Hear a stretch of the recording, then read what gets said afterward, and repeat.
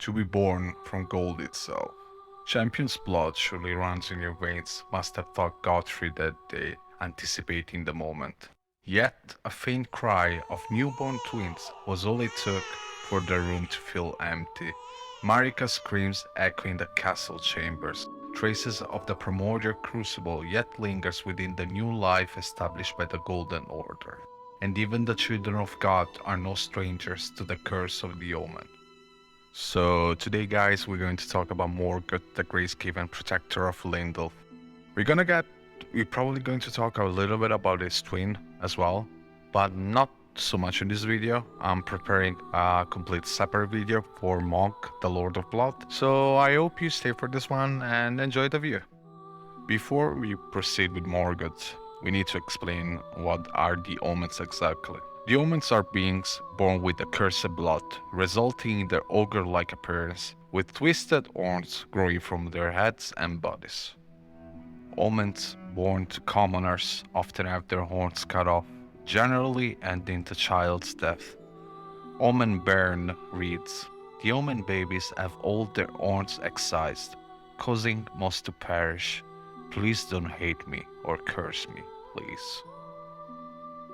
While the Omens born to nobility are allowed to retain their tangled horns, but are hidden away underground and shunned no less fiercely. Regal Omen Bairn reads, "Omen babies born of royalty do not have their horn excised, but instead are kept underground, imprisoned for eternity." To be an Omen is to be an accursed being, born outside of grace. As we can find in game, there is a group dedicated to hunting down Omens. The first established name that we got is of Rollo, the first Omen killer, who in the past created a physic to rid himself of all emotions, thus enabling him to kill any Omen with no mercy. But he was just the first of a well-established organization who would follow in his footsteps. Omens are not only hunted by the Order though, but they're used as slaves and soldiers as well. Due to their abnormal strength, they are put in chains with a weapon in hand. Death by the Omen killers or in battle makes no difference to the Order. Unfortunately, they cannot find relief even in their sleep. Omen's Mirk mask reads, "Mask worn by the Omen killers, bear a smirking face of an elder, twisted in wicked delight. This visage is carved in an image of evil spirits that haunt the Omen in their nightmares." Not all seem lost for the Omen though, as most raced to hunt them down, few thought to help them instead. Trisha dedicated her life to help the impure, such as Omen and Misbegotten, and it seems some of the perfumers follow her example up to this day. Forsaken and hidden beneath the capital, the twins were locked, deep underground, out of sight, out of mind. It's unclear on how they managed to escape, since they both had magical seals placed on them. We only know for certain that while one decided to embrace his blood and ran away seduced by the call of a bodiless mother, the other surfaced, dressed in shame for his accursed heritage. For he who never received the love, resolute to serve and love the same order who had him in chains. This is the story of Morgott, the Veiled Monarch, the last king of Lindell. As we travel the lands between, we have our first encounter with Morgott at Stormvale Castle, where he presents himself as Margit the Fell. That's set to stop us from reaching Godric the Golden. He attacks us. As the fight goes on, he compliments us and seems pleased with the fact that we possess a warrior's blood. Thou art of passing skill. Warrior blood must truly run in thy veins. After we manage to drive him off, he disappears, leaving us with a warning.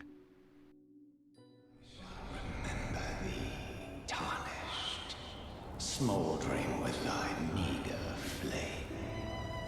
Cower in fear of the night.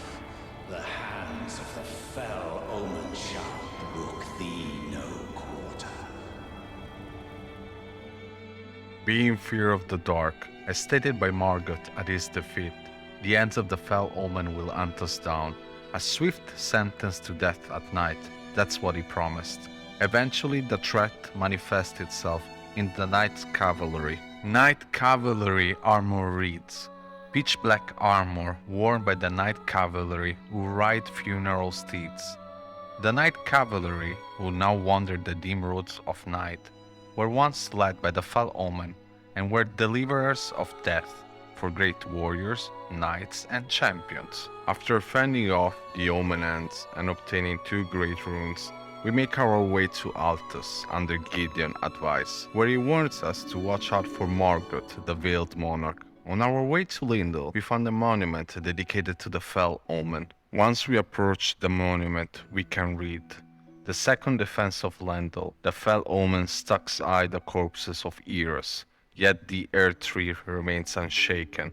As we realize that the fell Omen Margit seem to have deep ties to the Golden Order, to the point of defending the Earth Tree from anyone who might approach, we decide to press on. Only after entering the capital and by defeating the golden illusion of Godfrey, first Elden Lore, we can find the truth about our secretive king.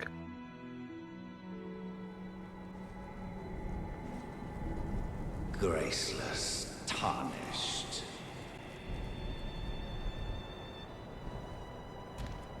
What is thy business with these thrones?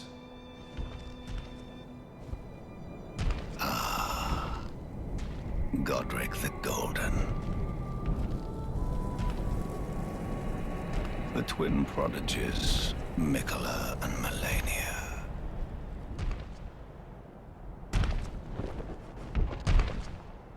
General Radahn. Praetor Rykard. Luna Princess Rani. Willful traitors, all.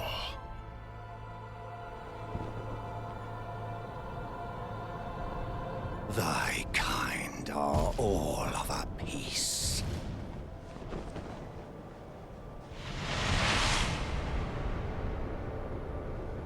Pillagers, emboldened by the flame of ambition.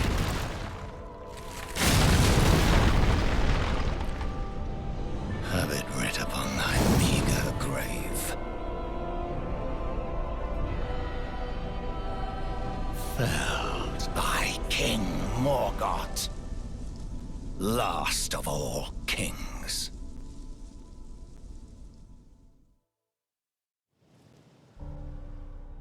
We finally understand why Morgott kept his identity a secret. How could an Omen be accepted as Lord, graceless and cursed? Nevertheless, when the Earth Tree needed a protector, he was the first to answer its call, leading from the shadows as a lord, while making sure to destroy anyone who would seek the Earth Tree as Margit, the fell Omen. Unfortunately, Morgott saw himself as nothing more than a slave to the Order, ashamed of his cursed blood till the very end.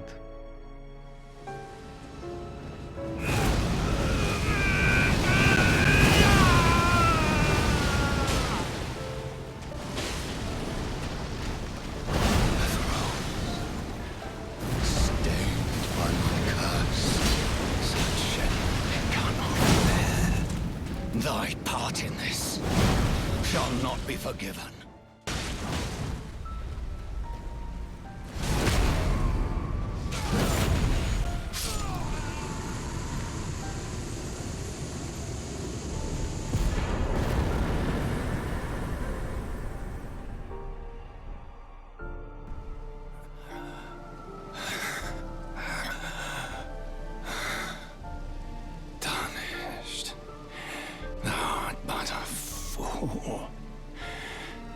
The Earth Tree wards off all who deign approach. We are all forsaken.